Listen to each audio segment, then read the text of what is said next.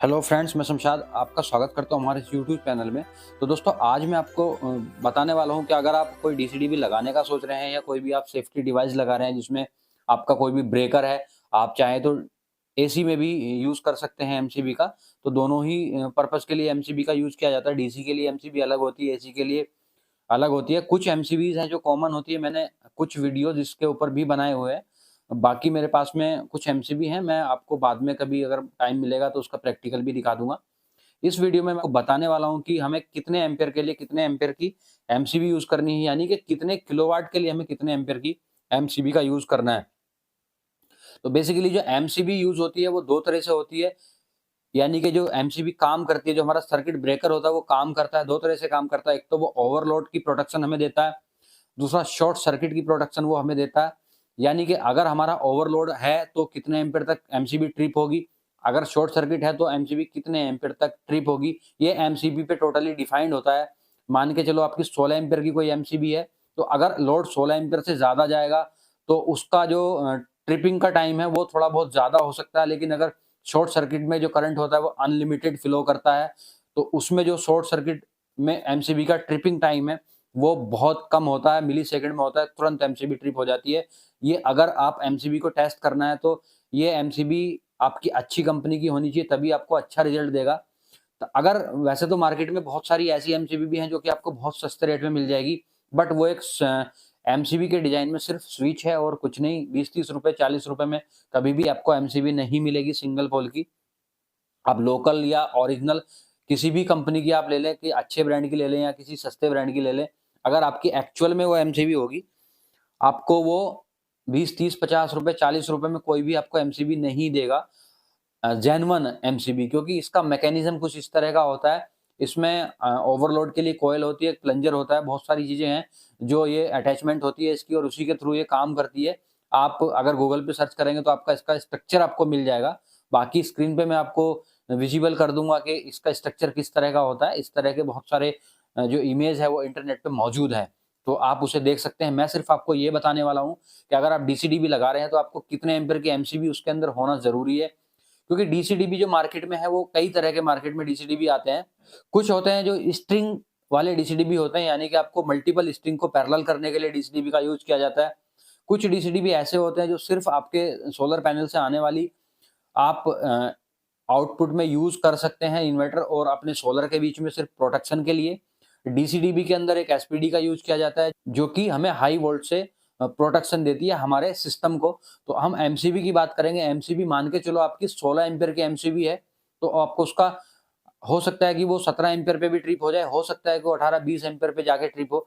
तो ये चीज़ आपको ये कंपनी टू कंपनी वैरी करती है। आपको किसी कंपनी की 17 एम्पीयर पे ट्रिप हो जाएगी, किसी की 18 पे ट्रिप होगी, किसी की 16 पे एक्चुअल लोड पे भी ट्रिप हो सकती है। बट आपको मान के चलना है कि 16 एम्पीयर की आपकी एमसीबी है तो 16 एम्पीयर पे ट्रिप हो जाएगी या हो जानी चाहिए।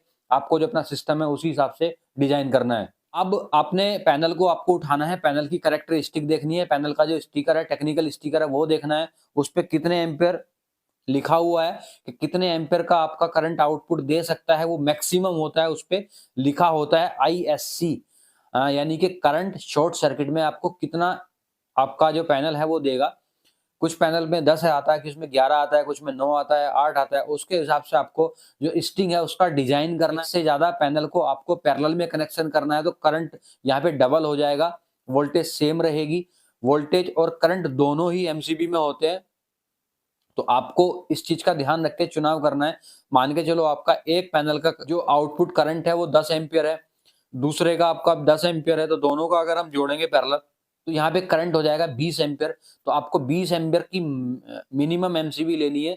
20 एम्पीयर की अगर एमसीबी है तो ठीक है, नहीं तो आप 32 एम्पीयर की एमसीबी लेंगे।